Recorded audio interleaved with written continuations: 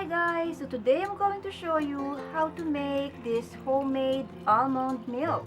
So this is thick, it's creamy, and it's definitely 100% better than store-bought. So I hope you guys will stay until the end. Watch the video. For now, let me show you how I made this. Let's get started.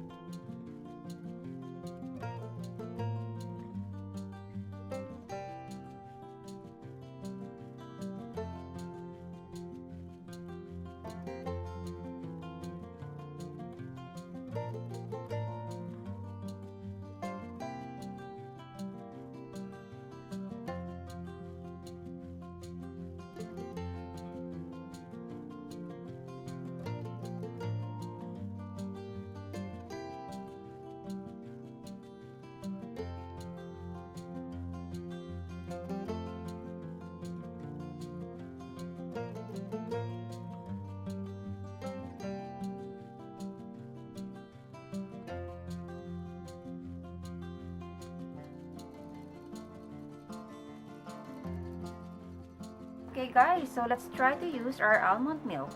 You can use this for baking, for breakfast cereals. For this one, I'm gonna use it to make my oatmeal.